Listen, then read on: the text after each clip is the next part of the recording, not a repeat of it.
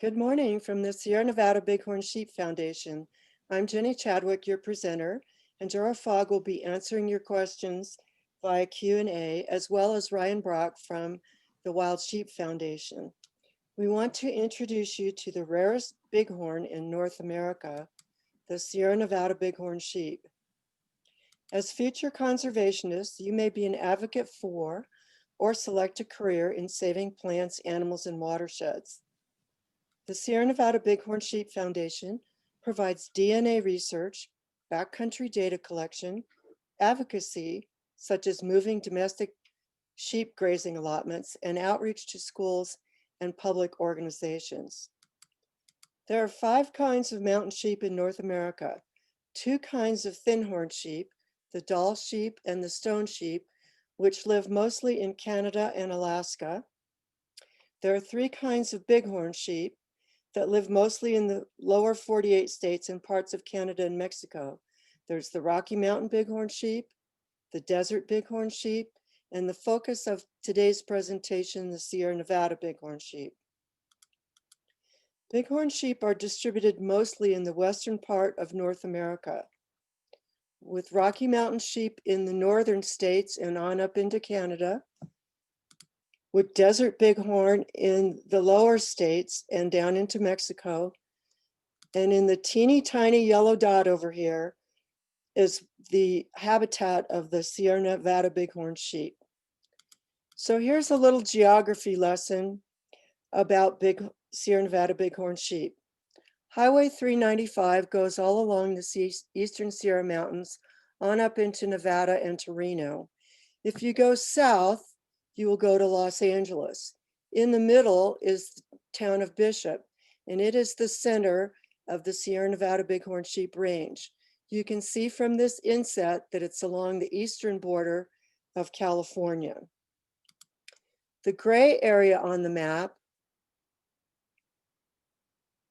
represents the historic range of the Sierra Nevada Bighorn sheep from the 1800s. Evidence comes from horns and bones that have emerged from glaciers and indigenous people that made hunting blinds to capture Sierra Nevada sheep. Note that Yosemite National Park in the north, Sequoia Kings Canyon National Park in the south, along the eastern border, the Inyo National Forest, and the northern border, the Humboldt-Tyabe National Forest, overlap with the historic range of Sierra Nevada bighorn sheep. Much of this range is protected public lands. The polygons, or these blobs, represent Sierra Nevada bighorn sheep herds. The red maroon area is the habitat most occupied in 1995 when we had a low number of Sierra sheep, about 100 to 125. The blue areas are where scientists have translocated and rehomed Sierra sheep, putting them back in their historic range. The green areas are where Sierra Nevada bighorn sheep have started herds of their own in their historic habitat. Colonization does not happen very rapidly and is close to existing herds. That is why scientists move Sierra Nevada bighorn sheep to areas of their historic habitat. This next clip emphasizes the importance of habitat in restoring an endangered species. When you look at a lot of endangered species recovery efforts throughout the U.S., they are bleak. They are on the decline. There's little hope for them to recover. And in many cases, that's because the habitat's lost. And without the habitat, you can't recover a species. And what's unique about this situation is that the habitat is still there. And a lot of it's wilderness, a lot of it's protected. So Sierra sheep is a rare and now endangered animal. It is found only in the Sierra Nevada mountains of California. The historic population was about 1,000 in the 1800s, and they have been endangered since 1999.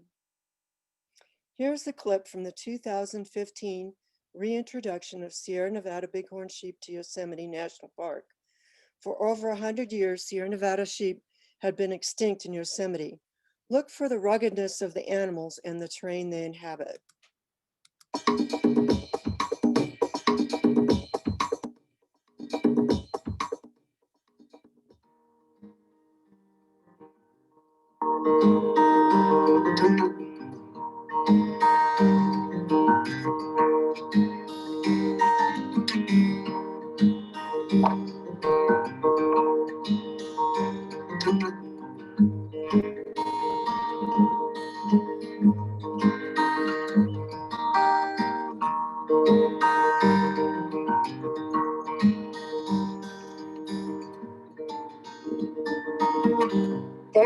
really majestic creatures.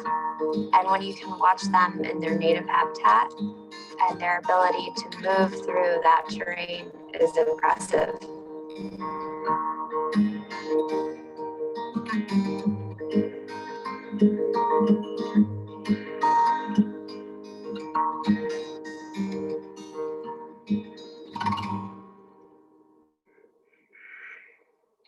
Well, John Muir certainly referred to Sierra Bighorn as the bravest mountaineer.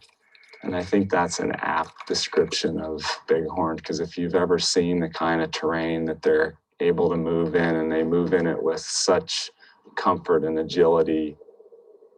They live on mountaintops. They'll sit out thunderstorms on a ridgetop like it's no big deal. They're wild, wild creatures, and they persist in the most rugged environment. They belong in the cliffs. They live in the cliffs, so they should be in Yosemite. So the Sierra bighorn is a very rugged animal. It has persisted through 6 ice ages. It's an alpine specialist and spends most of its life above tree line.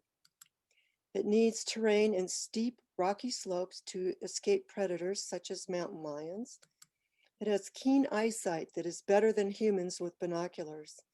And they have a soft part of their hoof, which is like the mountain climber boots, so that they can cling to the rocks.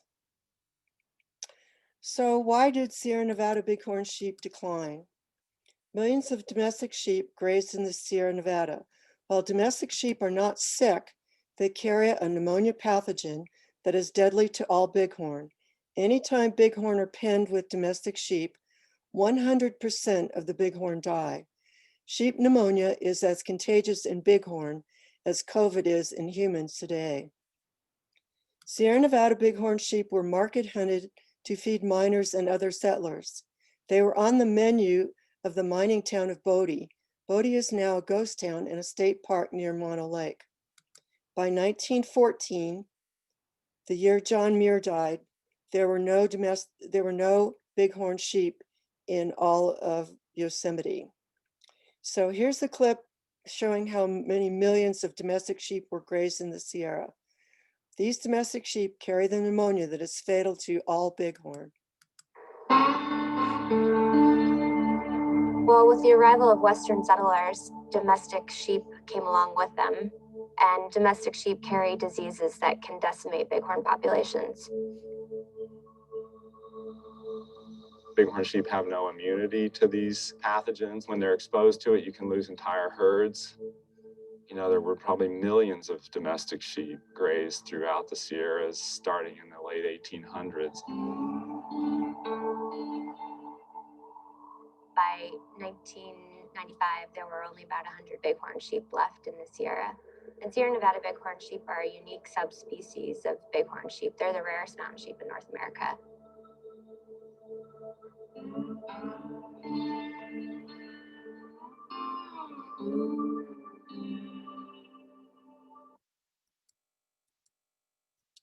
So this chart shows how the Sierra bighorn have been rising. Back in the 1800s, we had 1,000 or more, and then domestic sheep were grazed all over the Sierra. And so by 1970, we had maybe 250 bighorn in 3 herds. Then scientists reintroduced 3 additional herds, but something happened again, and by 1995, we only had about 100 to 125 Sierra Nevada bighorn. So from 2000 to 2014, we had a phenomenal rise from 100 to 600 sheep.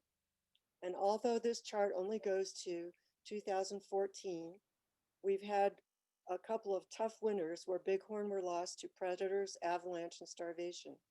The current estimate of the Sierra Nevada bighorn sheep population is about 500 to 600 sheep. So who is working to save Sierra bighorn? Well, it takes a multitude. I counted 35 people who have jobs saving Sierra bighorn. There's also an army of volunteers and citizen scientists. This is Dr. John Weyhausen, president of the Sierra Nevada Bighorn Sheep Foundation. Dr. Weyhausen has been studying Sierra Nevada bighorn sheep since 1974 and is still working at it 47 years later. He still has not been able to get the Sierra sheep off the endangered species list. Dr. Weyhausen led agencies, nonprofits, and individuals to get this endangered status for Sierra bighorn. The recovery program was created and goals were developed and set.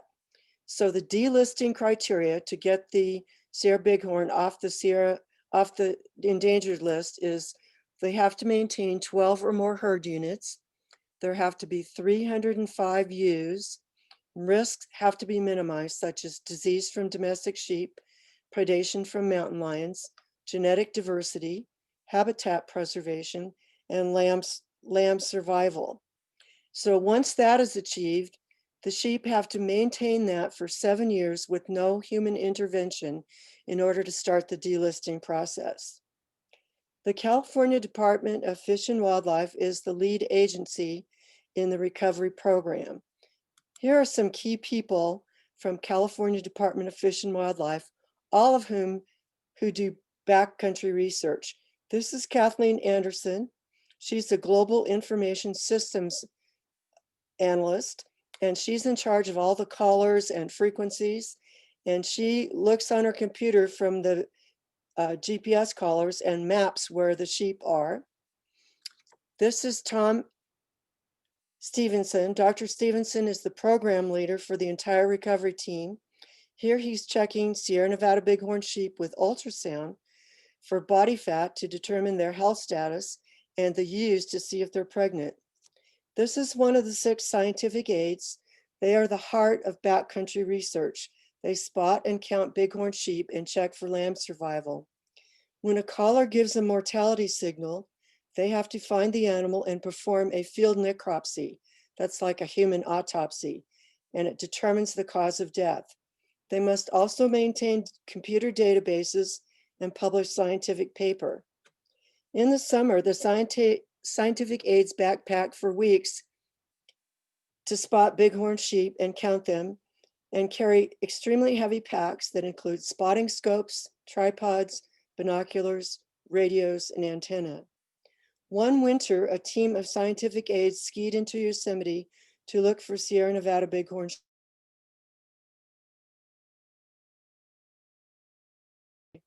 Tents, sleeping bags, food, stoves. They had to ski in the dark to safety in the Tuolumne Meadows. The scientific aides are badasses. This next clip is about the 2015 capture and release when scientists translocated Sierra Nevada bighorn sheep into Yosemite National Park after their 100-year absence. A net gun is used to capture the animals, so there are no darts or tranquilizers used. The animals are given a complete health checkup, collars and ear tags, then taken to their new home for release. For these reintroductions where we're moving animals into historic habitat, we capture bighorn sheep using helicopter and the net gun. We have the helicopter fly into an area and essentially try to find animals, and then they have to determine whether they think they can catch those animals. And with bighorn sheep, that's particularly challenging because they're in such steep, rugged terrain.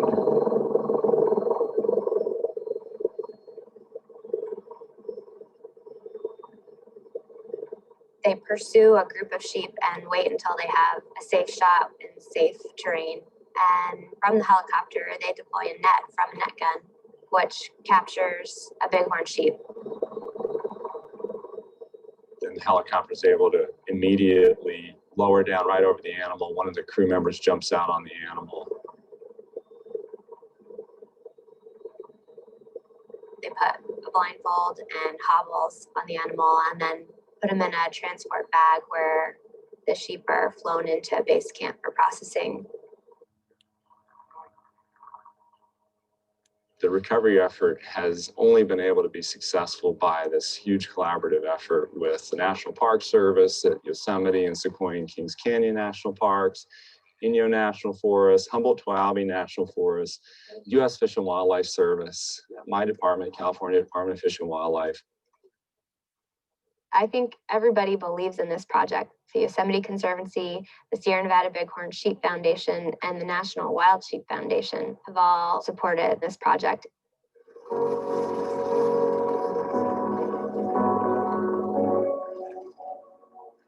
I've seen us go from really being close to the verge of extinction, you know, where we were seriously talking about pulling animals out of the wild and starting a captive breeding effort. Now we're up to around 600 animals.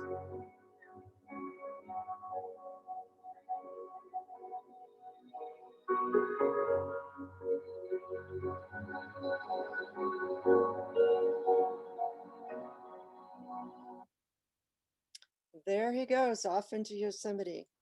There are other important people that are advocates for endangered species, such as artists. This is this part of the Sierra Nevada Bighorn Sheep migrating mural along Highway 395. It was created by Jane Kim, scientific illustrator and artist. She's also created migrating murals for monarch butterflies and whales, among other animals. And these murals along Highway 395 help educate the public about Sierra Nevada bighorn sheep. Thank you for joining us today to learn about restoring the endangered Sierra Nevada bighorn sheep. We hope you will see Sierra Nevada bighorn sheep when you hike or backpack in the Sierra, and that you will dedicate your career to saving plants, animals, and watersheds. If you have additional questions, please contact us at our website, sierrabighorn.org, which you will find in the program.